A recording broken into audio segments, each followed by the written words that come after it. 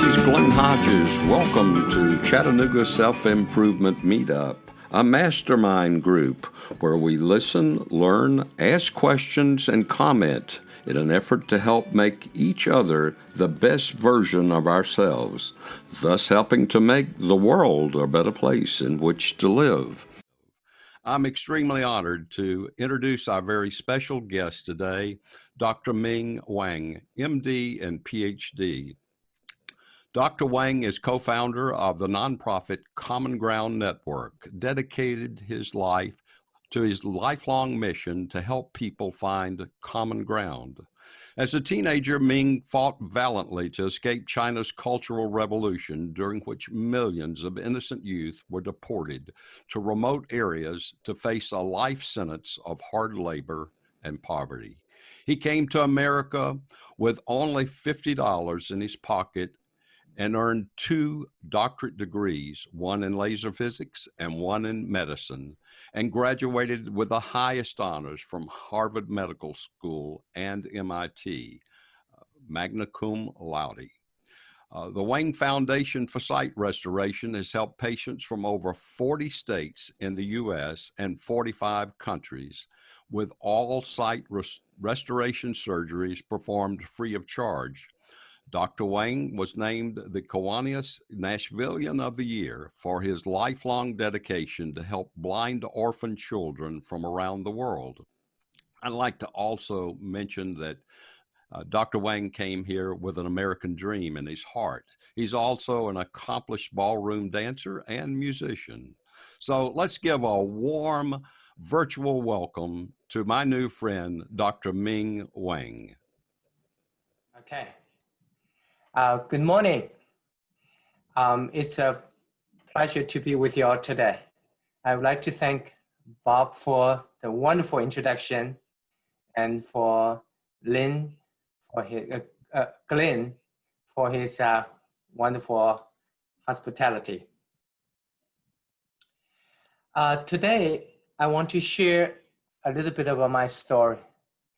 And I want to discuss a very important issue, which is the polarization of our country and what we should be thinking of trying to help. So next slide. So this is actually the cover of my website, my commitment to use to help you find common ground and the solutions. Next slide. This is my autobiography, From Darkness to Sight. It's being made into a movie right now. Next slide. First, let me tell you a bit about myself, my story, From Darkness to Sight. I grew up in a time called Cultural Revolution in China. In 1966, the communist dictator decided the best way to keep on dictating is to, believe it or not, shut down all universities and colleges of entire China and forcefully deported all high school graduates to the poorest part of the country and condemn each one of us a life sentence of hard labor and poverty. And in what they call the Cultural Revolution or Cultural Holocaust. Over 10 years of Cultural Revolution, they have sent away to labor camps 20 million high school graduates. Next slide. Can you continue to hear me? Okay, I'm gonna try the... We're getting feedback. Okay. How about now? It's good. Okay, good. 1974, I was 14 years old. I finished my 9th grade. And I grew up in a very poor family. to give you a sense of how poor we were, the combined salaries of my parents every month were only $15. So mom and dad always told me, study hard, study hard. Education was the only way to get out of poverty. So when I finished my 9th grade, 1974, I was a straight A student. I never got a B because I was working very hard. And I was looking forward to attending 10th grade and beyond when the deportation order came down to me. Just like 20 million others, I got kicked out of school and I was never allowed to go back. And I was going to be sent away to labor camps for life. Then I found out there was a way to escape the labor camp. If I could play a music instrument or if I could dance, I might be able to get into what they called communist song and dance propaganda troupe. If I could do that, I might be able to avoid labor camp being allowed to stay in the cities because communist government still need musicians and dancers in the cities. Then something happened. The communist government discovered that I was playing a music instrument and learning dancing with an ulterior motive. Not really for music or dancing per se, but to avoid labor camp. So they stopped my music and dancing practice. To give us a perspective, these days here in America, sometimes friends come and talk to me and say, oh, Ming, so nice. You have a hobby, you can play music instrument, you can dance. It must be nice to have these hobbies. You know what I say? I didn't learn this as hobbies. I learned it to survive. So I tried everything, music, dancing, all to avoid labor camp, all failed. So my fate was being sent away to labor camp for life, just like 20 million others. When I was actually about to be sent away, next slide, 1976, I got lucky. The communist dictator died. The dictator died. So all of a sudden, China woke up, realizing what a tragic mistake it has made by having shut down colleges and universities of an entire country for 10 years, from 1966 to 1976, and having sent away to labor camp 20 million young people. So they stopped the Cultural Revolution, they reopened the colleges. I remember mom and dad came home one day. They said, Ming, come over here. You might be go back to school. I thought I would never be to hear that in my lifetime. I said, when? Mom said, maybe tomorrow. I said, wow, should I go back to 9th grade? Because 2 years ago, I was 14. I got kicked out of school after 9th grade, despite being a straight student. In the last 3 years, I've been out of school. I've been playing music, learning dancing, all to avoid labor camp. Now there's a chance to go back to school. Should I go back to 9th? Guess what my dad said? He said, no, higher. I said, 10th? He said, no, higher. I said, 11th? He said, no, higher. I said, wait a minute, Dad. You want me to go back to school, but you want me to be jumping 3 years overnight from 9th to 12th? He said, yes. I said, you're crazy. And mom said, we're not crazy. She asked, how long did the communist government shut down colleges? I said, 10 years, from 1966 to 1976. She said, okay. When 1976, all right. They did reopen all the colleges, all right. But it's a guarantee. They will not shut down college again next year for another 10 years. I said, Mom, you're right. It's a dictatorship. They can do whatever they want. There's no freedom. She said, you got it. Either you try to go to college this year by jumping 3 years ahead, or you may never be able to. So I knew I have to do that, but I got so stressed out. How could I do that? Mom and dad said, we're going to help you. So during daytime, they were working very hard. At night, they borrowed some old review questions. But we were so poor that we didn't have money to Xerox. So remember I said the combined salaries of my parents every month were only $15. So what mom and dad did, they found little piece of paper throughout the house, using pencils, hand copy these questions onto this little piece of papers and drill me with these little piece of papers containing those questions every night.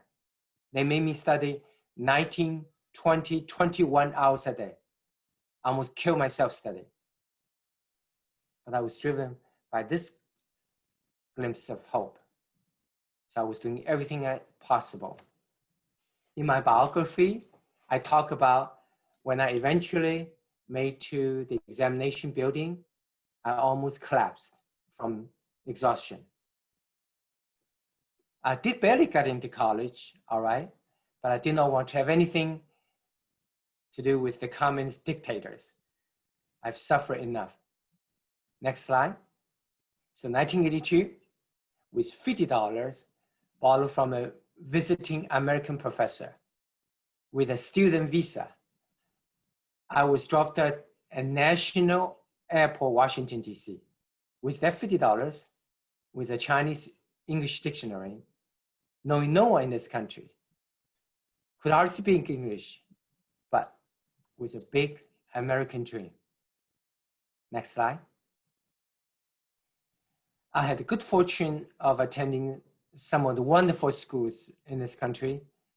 As Glenn mentioned earlier, I had obtained 2 doctorate degrees, one in medicine, one in laser physics. And I've performed over 55,000 laser eye procedures, including on over 4,000 doctors.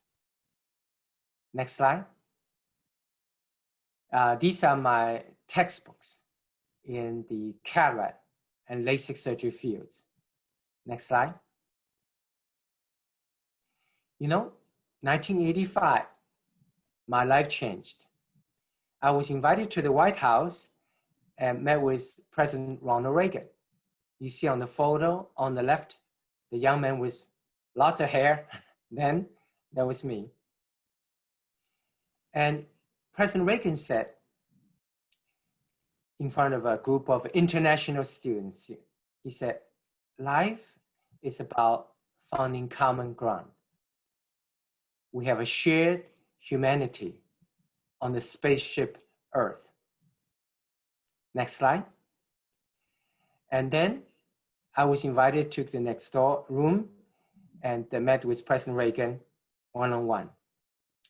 And he asked me how I was doing, studying America. And he was very gentle and very warm, just like grandfather figure to me. But it was his, the idea of a common ground seeking that really stuck in my memory. From then on, I've dedicated my life to medicine and also to the effort to help people find the common ground. Next slide. You know, the Chinese violin I played during Cultural Revolution to escape labor camp has truly become a hobby. Even dancing I learned during Cultural Revolution to escape labor camp has become a hobby as well. And when Glenn introduced me, talk about our foundation, with all the doctors, we donate our services and to help blind orphan children. Once a year, we have an event, a ball, a gala to raise money to help people see. How would you call that ball? Eyeball. So Eyeball is a spectacularly beautiful event. You come to Eyeball, you see all this spectacularly beautiful dancing. and remind you how precious our sight is. Because without sight, we cannot see all the beautiful things in life. Therefore, how much we need to help those who have lost sight. Next slide. As I mentioned earlier, my book, autobiography, From Darkness to Sight, is in the process of being made into a major motion picture right now. Oh, by the way, if any of you is interested in this book, just put in the chat room or email Glenn, and Glenn will give your name and the mailing address to us, and Alana will mail a signed copy to you as a present. So this movie is called Sight. It will come out next year. Next slide. So Sight is an epic and emotional journey of overcoming hardship and suffering, and during China's Cultural Revolution, and came to America for freedom. Next slide. So it's about young boys' unwavering will and relentless determination to survive, enable him to endure the horrors of the Chinese Cultural Revolution, overcome the racial prejudice of an ignorant 1980s America, and ultimately forge a path into a revolutionary procedure to restore sight to the blind. Next slide. A similar movie to Sight is Dr. Zhivago, but the difference is now it's the life of a doctor set in the communist China rather than communist Russia. Next slide. And I would like to show you a little video about my autobiography, From Darkness to Sight. Struggle, difficulty, hardship. What do these words mean? Does everyone face them? Or only those who grow up on the wrong side of the tracks? Is it possible to overcome the painful memories of the past? Do you have to be a product of your own environment, and is change even an option? Psychologists tell us that the first 4 years of your life shapes the rest of your life. Is it true? Is there any hope for a better tomorrow?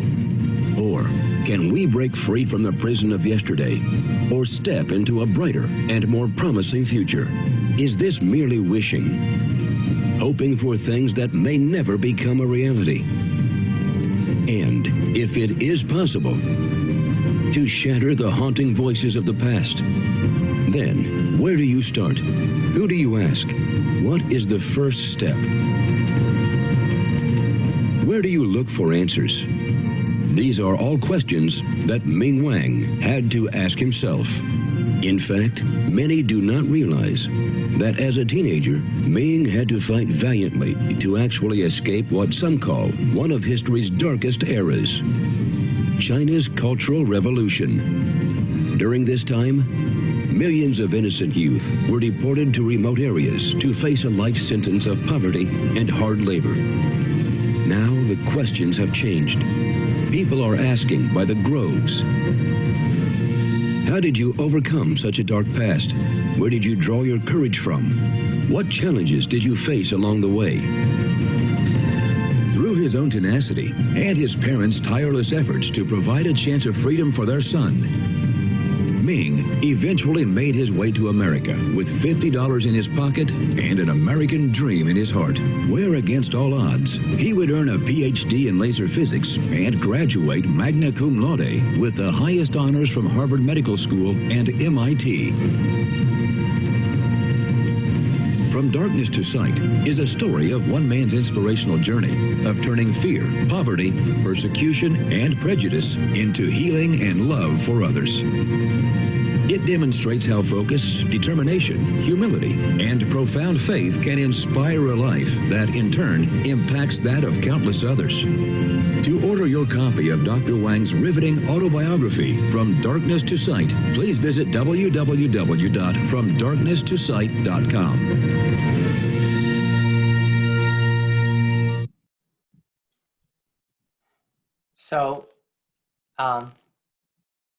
Alana, Glenn, can you still hear me? Yeah, all's good. Okay, good. So America, to me, represents freedom, common ground, faith, and responsibility. Next slide. But you know, our nation is polarized. Next slide.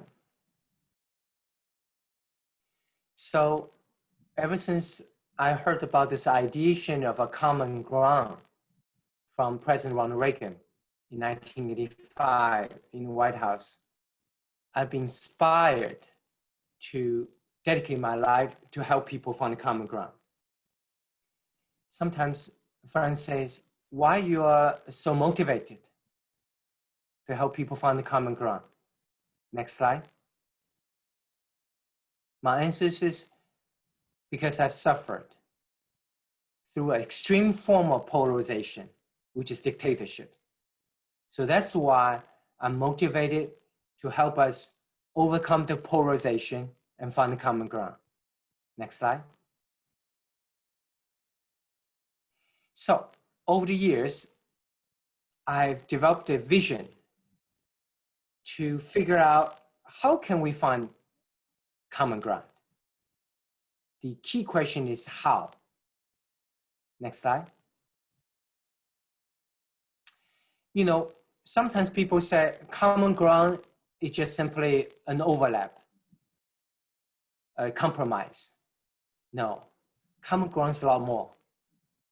It's about a collaborative, co-creative process to discover something new area of interest, common interest that previously not known. To me, it's like a husband and wife get together. What do they produce? A baby. The baby didn't exist before.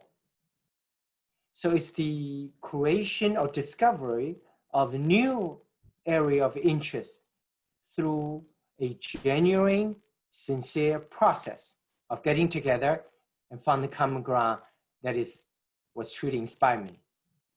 Next slide. So I have co-founded a nonprofit organization called Common Ground Network to study the methodologies to help all of us find the common ground so we can be more successful in our lives. Next slide.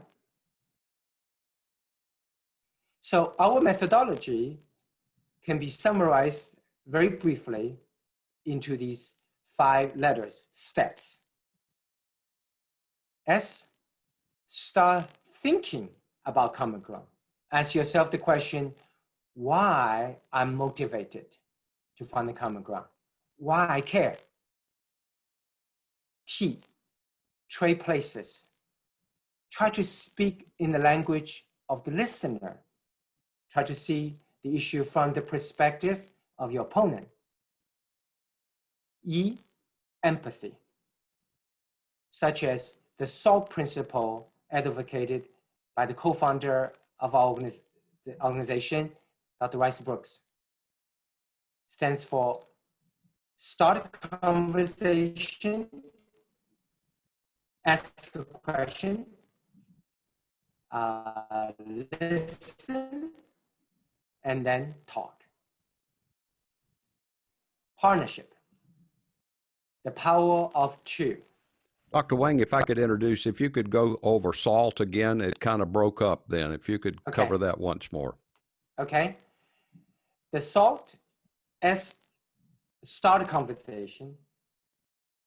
A, ask a question. Listen, or L is listen. And then Only then talk.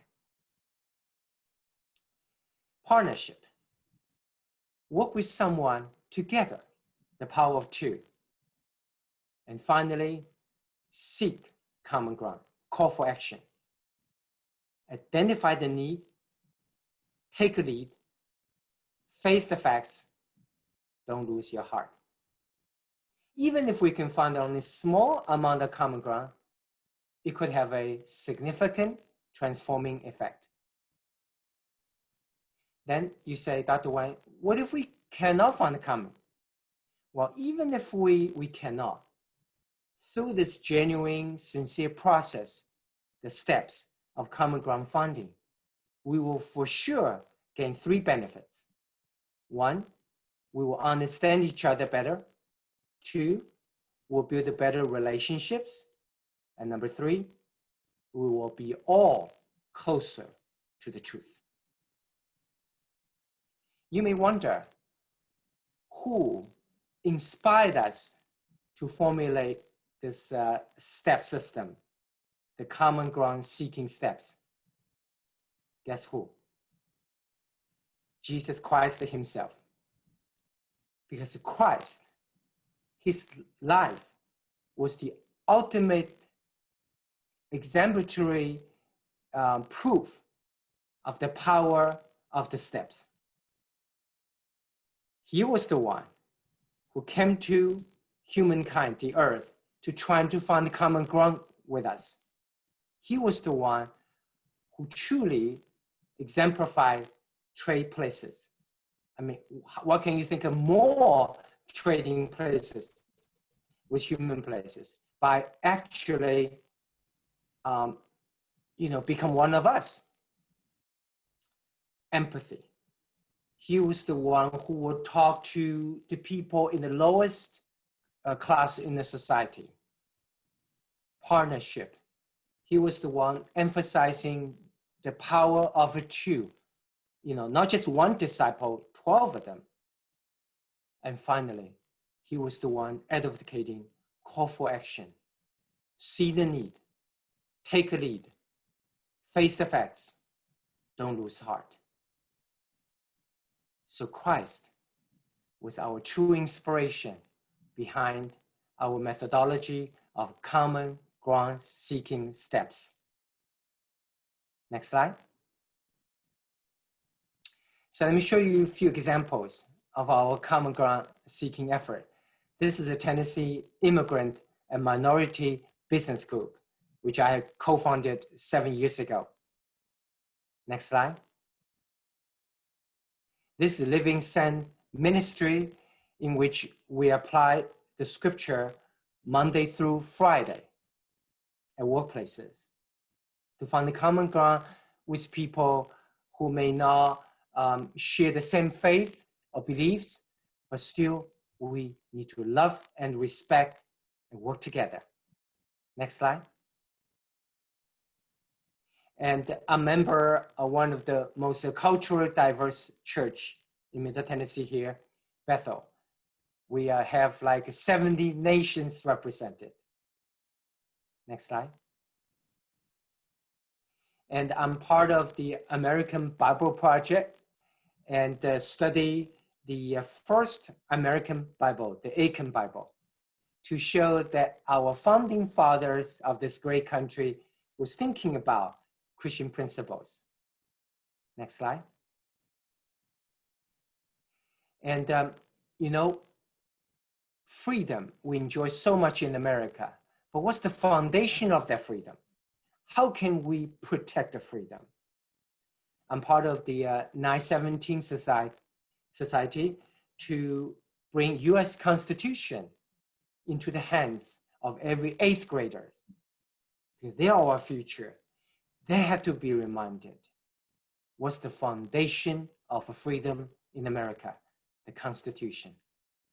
Next slide. And our work with the foundation, the Psy Foundation, to help blind orphan children around the world has been recognized, for example, by Kiwanis Club. Next slide. So, in front of the virus, the COVID-19, we actually found the common ground.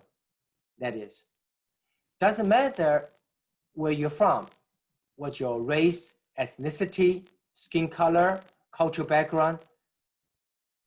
In front of this virus, we're all the same. We're all vulnerable.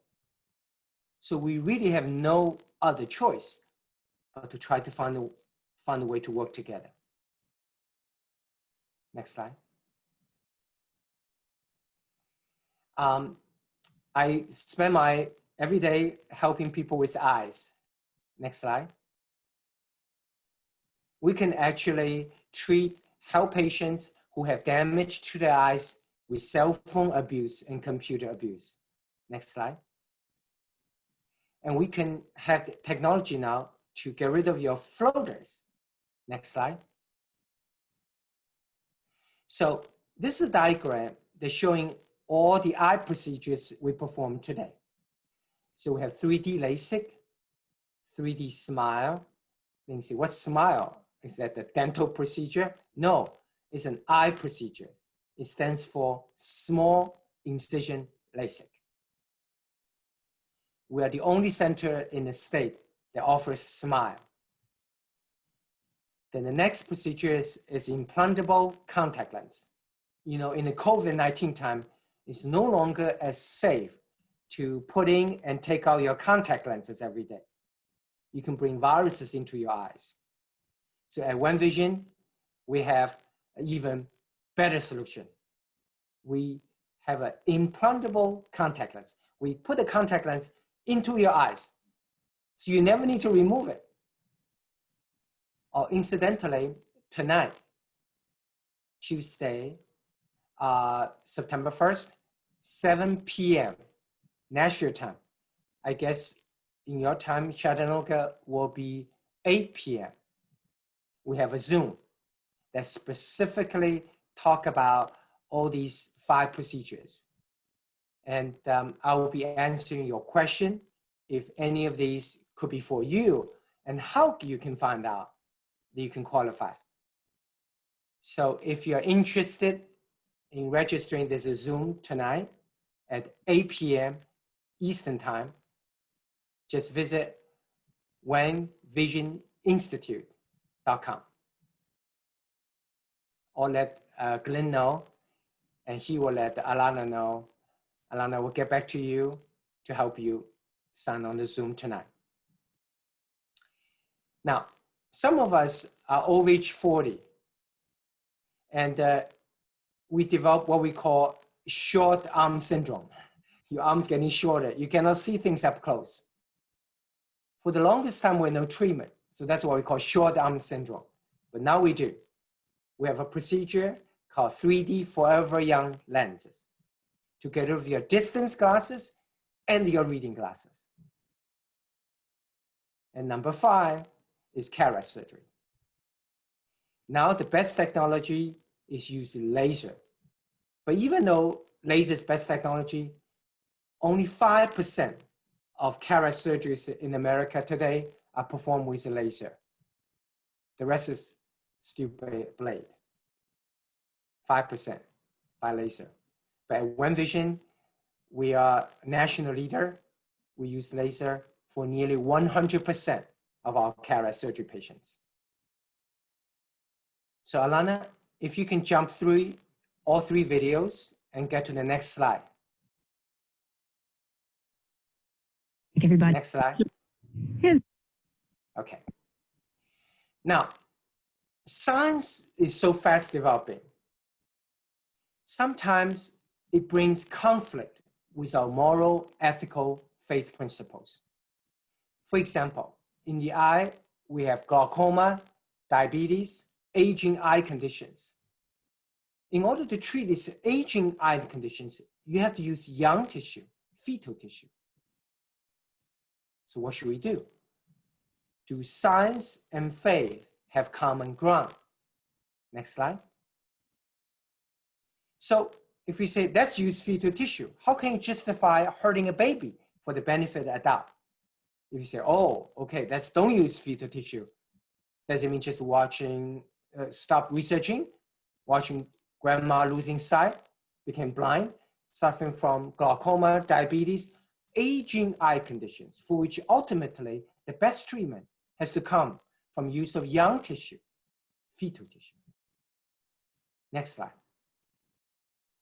So let me challenge all of us this morning. What would you do? Should we or should we not use fetal tissue? Let me show you a little video about my personal journey in the last 20 years, trying to figure out what's the right thing to do. On one hand, I would love to help my elderly patients improving their eyesight. On the other hand, I didn't want to hurt a baby. So the question is, should we or should we not use fetal tissue?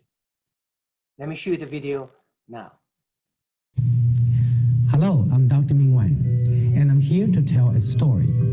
And through the story, I want to ask one of life's greatest questions. Are faith and science friends or foes? In today's world, faith and science are often at odds with each other. For example, regarding stem cell and fetal wound healing research, faith dictates that we should leave the embryo and fetus alone and should not conduct such research. In contrast, science says we should. If we follow our faith and do not conduct such research, then how can we face the patients who are suffering from illnesses for which stem cell and fetal wound healing research may present the only hope for treatment? If we do conduct research on stem cell and fetus, how can we then have the peace with the thought of destroying the life of an embryo or a fetus? Are faith and science truly incompatible or at odds with each other? Which side would you choose? 16 years ago, we found ourselves faced with an agonizing situation of having to answer this question.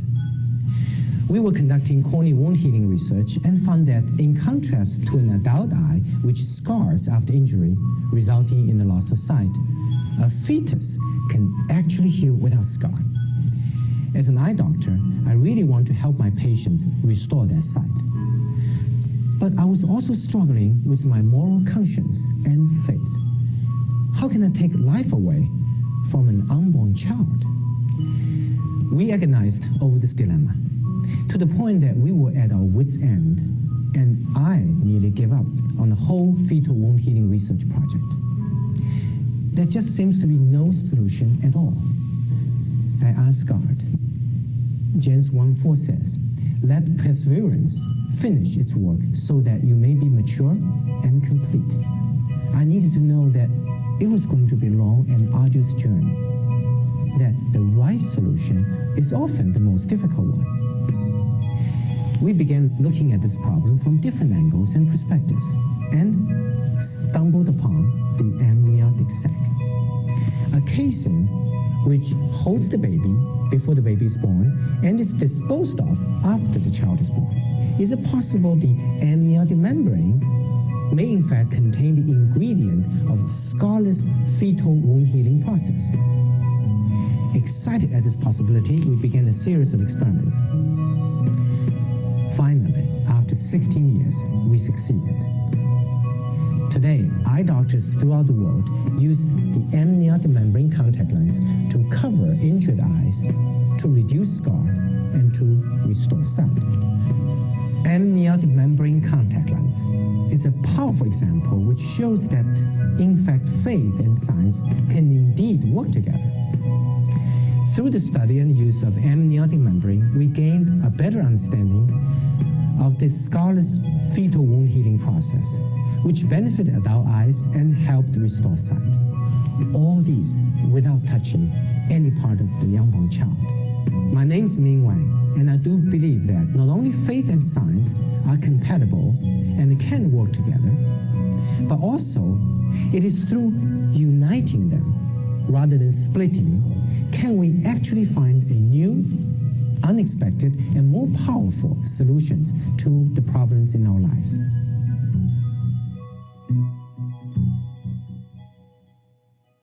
So that's what we do now. We wait after the baby's born. Then have the placenta which is always discarded anyway, donated to us by the mother. And we take the placenta amniotic sac to the laboratory, bioengineer the placenta amniotic sac into placenta amniotic contact lens, then put these useful healing amniotic contact lenses onto older patients' eyes, so the eyes can heal like a baby. One placenta donated by one mother after giving birth to a child can be made into 100 little amniotic contact lenses. So therefore has the potential to save eyesight of 100 older adults. By the way, we're taking placenta donations all the time. So if you know any young ladies out there who are going to give to a child, birth to a child, who will not mind donating the placenta, which is discarded anyway, please let us know. We'd love to take the donation of placenta. Next slide. So using technology like this, we have been able to help patients from over 40 states in the United States and over 55 countries with our foundation, with all side restoration surgeries performed free of charge. And let me show you the last video, a clip of movie, God's Not Dead, and also our foundation's One Patient Story, the video now. In its opening weekend, the movie God's Not Dead brought in an astounding $9.2 million, making it the 10th all-time highest box office Christian movie hit.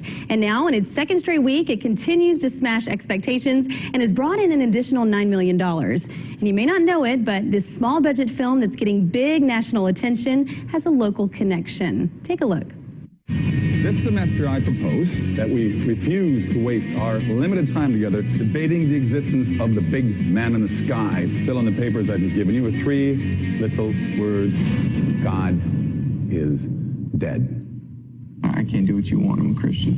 It's the story of a college student who defends God in front of his atheist professor and classmates.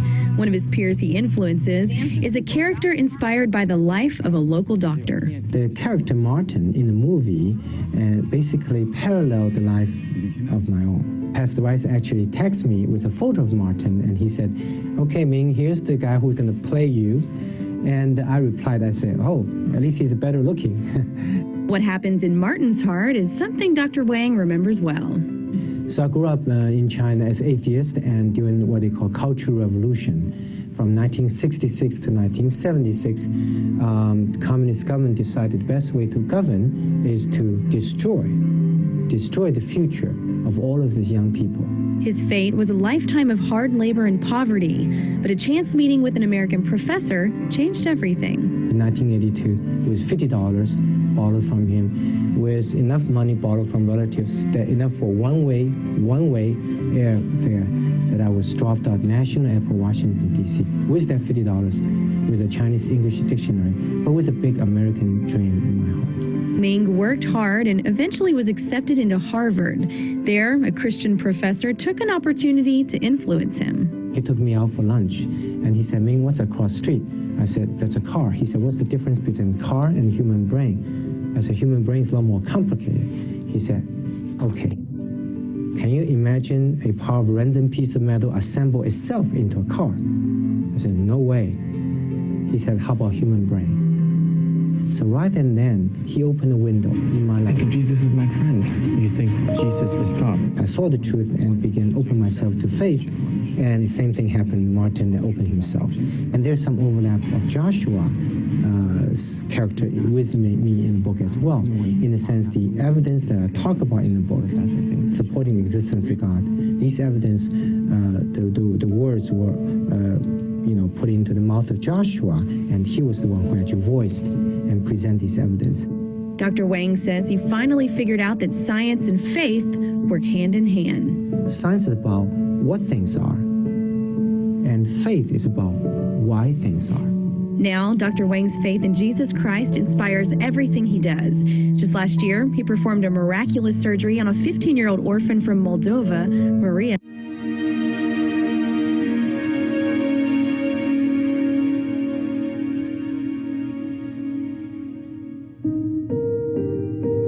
De la 7 ani am ajuns la școală Și când am ajuns cu problemele de vedere, îmi părea că o să fie totul închis, nu o să am prieteni, dar totul s-a ales prin puterea lui Dumnezeu.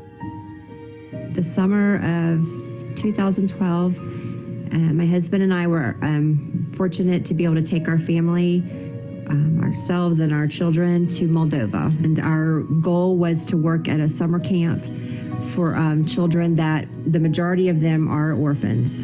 We walk into camp and all of a sudden there's this beautiful girl sitting there on a bench all by herself. She just looked so sad, so lonely, and her head was down and nobody was around her. And so I went up to her with a translator, and I said, hi, I introduced myself, and she told me that her name was Maria, but that's all, I could pretty much get out of her.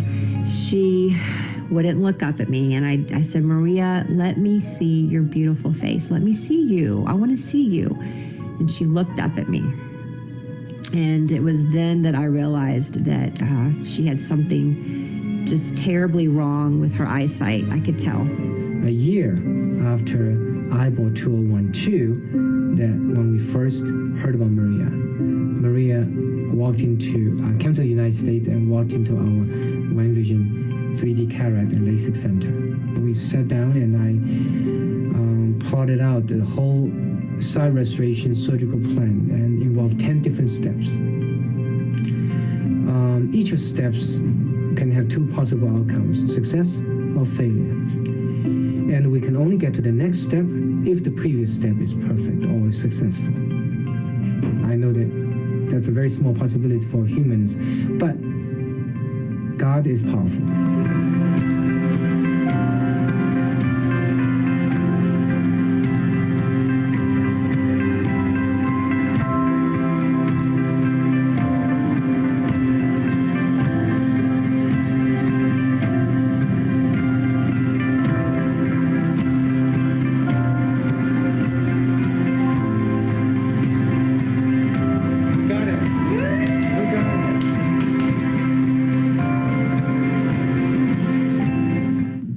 Guess what? It happened. God created a miracle. The surgery went beautifully. I see Maria. Oh, careful.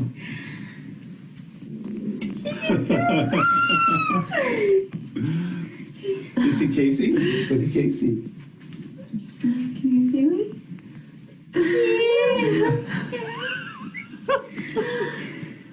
There's Maria.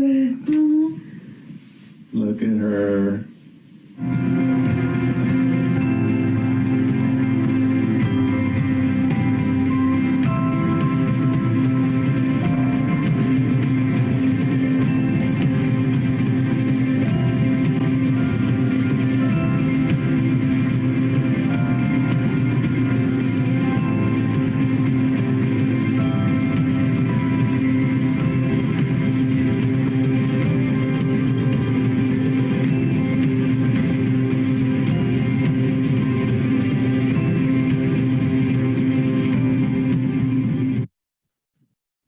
God is good. Maria, the update, she's going to college. What a life transformed by God. Next slide. So in summary, I really appreciate the opportunity. I want to thank Bob Ritchie for the wonderful invitation and the connection, to Glenn Hodges for the hospitality. So my message today is common ground. Our country is unprecedentedly polarized. And we really need to bring people together to find a common ground through common ground seeking steps. And the person who truly inspired us to find that methodology to help us find common ground is Jesus Christ himself. Next slide. So when we bring people together, we can resolve the gridlocks, we can move our country forward.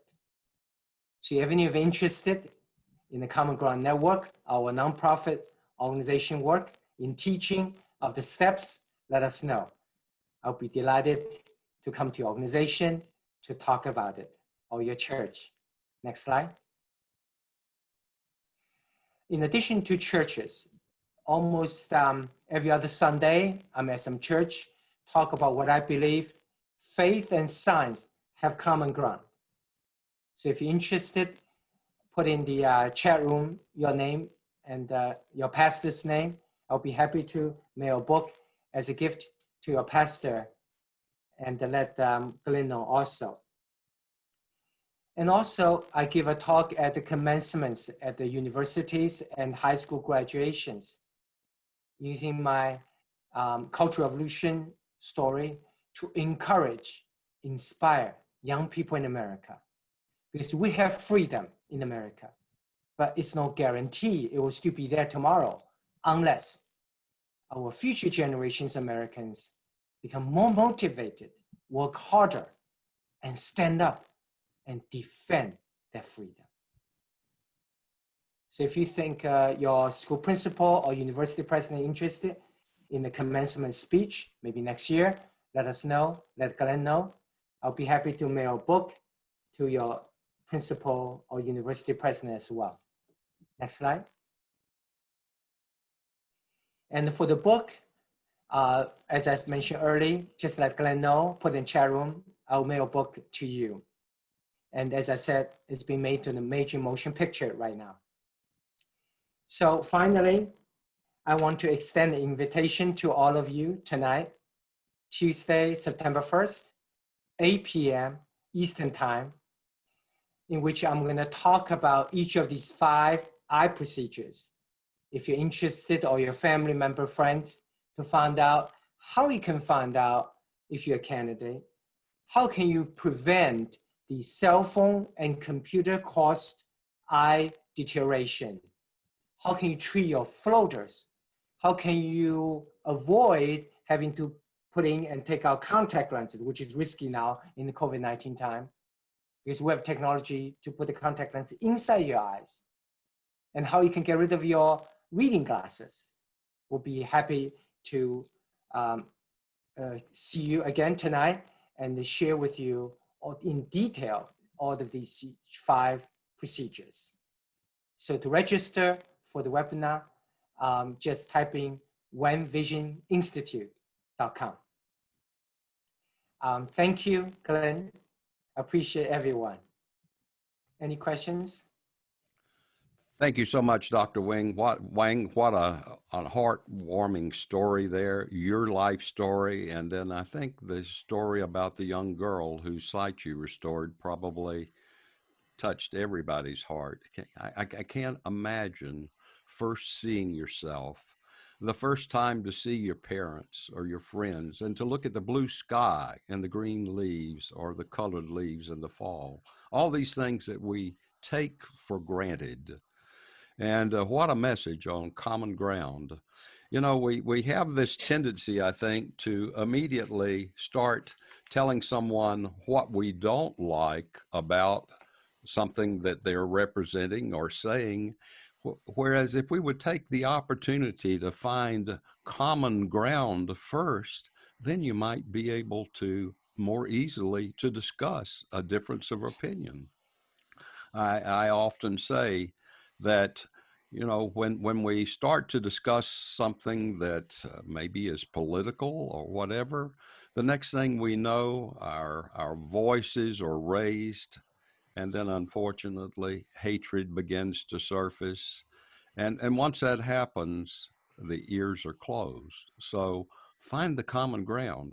What if someone that you have a difference of opinion with, if you and several others were all shipwrecked on a deserted island, I bet you'd find common ground pretty quick. So with that in mind, Marcia Roberts, you always have insight. What is your takeaway from today? And maybe you have a question for Dr. Wang. Well, first off, I was really touched. I went through a period of time where I was virtually blind, 6 months. And So I have some understanding. I couldn't walk through a door or walk downstairs without somebody holding my hand. And so I appreciate what Dr. Wang is doing so much. I mean, the fact of what he has done here and the fact that it's all based on Christ's principles. I mean, again, that means so much to me, and I'm so touched. I would like to hear a little bit more about how he found Jesus. How actually did that occur, having been raised as an atheist?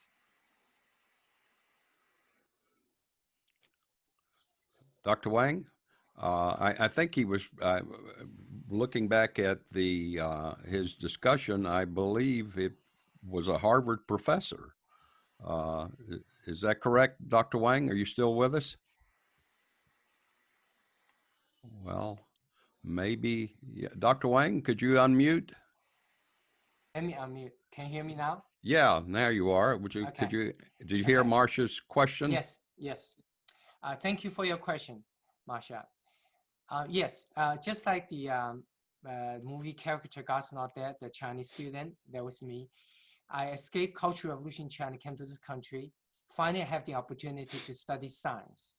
And I was interested in science. That was all I was interested in. I was not interested in being distracted by anything else. Then I was studying the human structure of the eye because I got my doctorate degree in lasers, and then I want to get my second doctorate degree in medicine. I thought I could be a good laser eye surgeon. So it was studying the structure of the eye. I realized something, that the eye is so complicated. The number of neurons involved in any one of us in the eye, the brain, involving vision processing, the number of cells involved for vision processing is greater than the number of stars that we have ever discovered in the entire universe. The number of cells in each of our head involving vision. So then I started some mathematical calculation. I was trying to figure out what's the chance that these cells can organize itself in 9 months into an organ like eye. It turned out it will take trillions and trillions of years rather than 9 months. So based on atheist belief that it could never be formed, such a complicated structure of the eye. So I was in crisis. My fundamental belief, the atheist, science was everything about life, was in crisis. Then, as I showed in the video, I met this professor. I kept on asking questions about this, and finally, he took me out to lunch. And he said, "What's a car street mean?" I said, "That's a car." He said, "What's the difference between car and human brain?" I said, "Human brain's a lot more complicated." And he said, "Okay, can you imagine a power random piece of metal assemble itself into a car?" I said, "No way." Then he leaned over. "How about human brain?" That moment, it was my aha moment, that he opened a door in my life to Christ. He gave me my first Bible. He told me that the reason that human eyes could be formed in such a complicated structure in such a short period of time was because it was not formed out of randomness, as atheists would believe. It was formed with a specific goal for vision. There's a designer behind it. So I started my work following Jesus Christ, and I realized that life is not just about science. It's about science and faith. Science tells you what things are. Faith in Christ tells you why things are. Science gives us the foundation of the tools. But what I learned through my life, escaping communist dictatorship, can do America find freedom and find the opportunity to study, find the Christ, from darkness to light, both physically and spiritually, and realize that I need to use my medical training to help those who need the most help. So science gave me the foundation, but faith in Christ gave me the purpose. Thank you. Thank you very much. Thank you, Dr. Wang. Aaron Murray, are you still with us? I thought it would be great to get the perspective of one of our younger members of the group. I am. Yeah. Very impressive conversation we're having here today. We talk about everyone has some version of what's going on in the world today and how it's great or it's not great, right? It's amazing to see someone making some progress and putting some pencil to paper and getting down the road to bring us together on, what we should be brought together on major issues, especially to people's lives. You think Marcia mentioned how important sight was, and we just don't know what we have until it's gone. And so I'm very thankful for Dr. Ming here today, to just hear his message and to just restore a little bit of hope in what we're seeing today. And I think that's what we need to be hearing. Yes, Aaron. Thank you, Aaron. I appreciate your comment. Aaron, I sometimes challenged by friends to say, "Oh, Ming, you talk about freedom in America. Why such a big deal? Why such a big deal, the freedom in America?" And I told them that, who appreciates sight the most? Those who used to be blind. Who appreciate freedom the most? Those used to not have freedom. I'm someone who used to not have freedom. I appreciate freedom so much. I'm like someone who used to be blind, to share with you all sighted folks how precious sight is. I'm someone who used to not have freedom, to share with you all people in America who were born with freedom, how precious freedom is. And when we have these conflicts, disputes, polarization, gridlocks, and I just want to use my life experience to share with all of us that we're so blessed living in this greatest country on this planet. Could we just work together more, appreciate what we have? One time I have one of the commencement speeches in one of the colleges, a student raised hand. He said, "Oh, Dr. Wayne, talk about America is the best country on this planet. Give me a proof. Give me a proof. Don't we have this problem? We have that problem. America is terrible this way, or America is terrible the other way."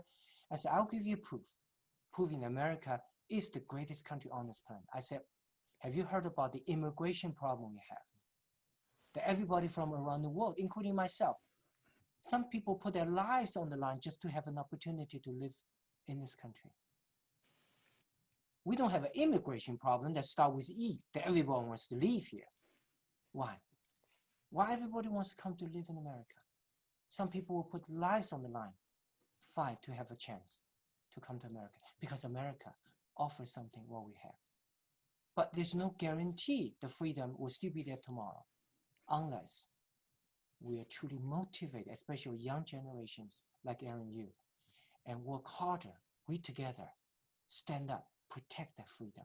We cannot take the freedom, God's blessing in this country for granted.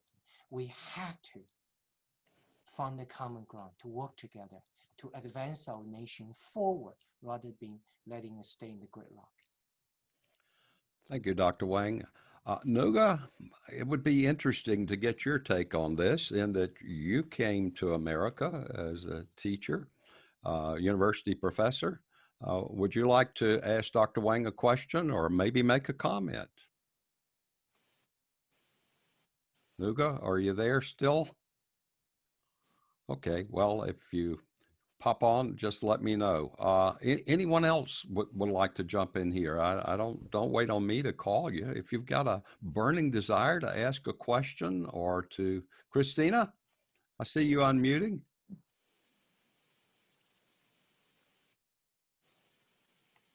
Christina? Okay, can you hear me now? Yeah, Yes. I can hear you. Yes. You can give Awesome. us, this probably has special meaning to you. It does a lot. From coming from a bad past and now having the freedom to be able to live and enjoy life. I think the perspective is very important in the vision aspect, because I have children now that are, adults. And so being able to see through their eyes, so to speak, in how, it's a different generation of sight and their perspective on the world and everything. So it's very interesting. I wish that you had offered this years ago when I was having children, Dr. Wang, because I would have donated all 6 of my placentas. 6. Wow. 6. However, they're grown. But yeah, it's just it's a really in reaching out and trying to find the common ground with people in general, the communication that you have with people, how you find that common ground with them is extremely important in being able to live life and go through life.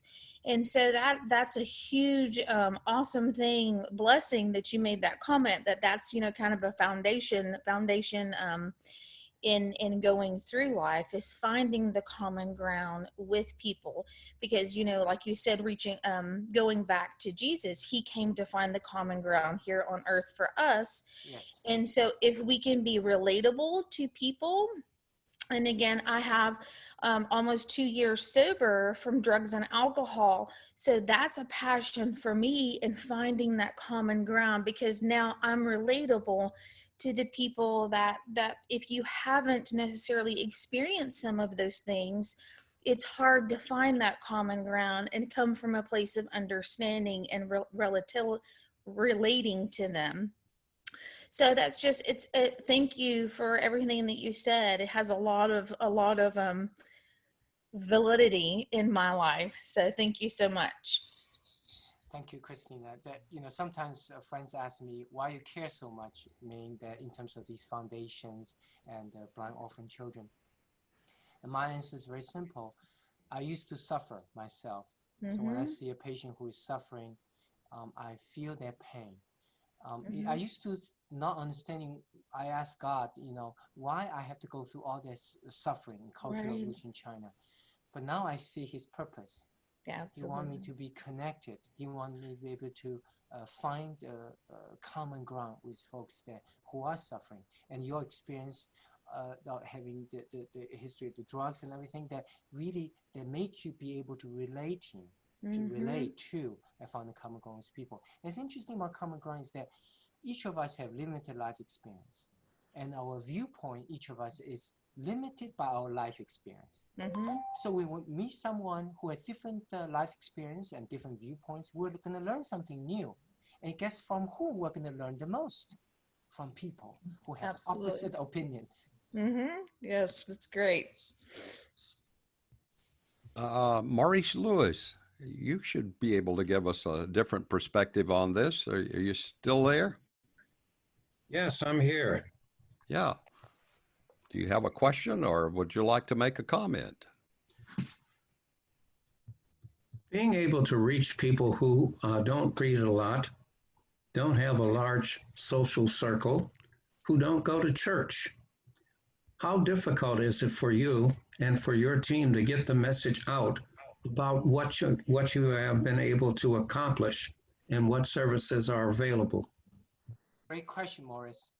I reach folks who are isolated, not connected to the rest of society, and most often they are in the lower socioeconomic ladder, and mainly through our foundation. Because by the very nature of our foundation, which is to help the indigent patients who could not afford the care, and with a group of doctors, we all donate our services. And that's how we reach those folks who are less fortunate, who are suffering, who do not have access to normal medical care. And through that ministry, not just medical, we're trying to reach out, talk to them, and including some of the seniors. I've been to many of the assisted living seniors. The one time I was talking to a 95-year-old who was just so isolated that no one cares about her anymore. But when she was young, lots of people interacting. But the older we get, the more isolated we become, the smaller the social circle. So she was very appreciative. I went over there, talked to her and other seniors, just bring conversation, bring some love and caring to them. I even brought my Chinese violin. And it's interesting that I learned the Chinese violin through hardship in Cultural Revolution, just trying to escape labor camp. Now it's an instrument of love and connection of common ground. Well, can I just do a follow-up in insurance parlance? Once you pass a certain age, the quality of your life is measured on what they would intend to give you. You're doing the reverse of that. Yes. I realized that especially older people, in the Asian Chinese culture, seniority is a reason to be respected by self. The seniority. For example, one thing happened to me. The older I get in recent years, more appreciative I become of my parents, of what they have done in my most difficult times during Cultural Revolution as a teenager. So several years ago, as they were getting older in their late 70s, I moved both of them in to live with me for the rest of their lives. They took care of me as a teenager in my most difficult times. I wanted to take care of them in their sunset years. There's so much we can learn from people who have lived, been there, have suffered.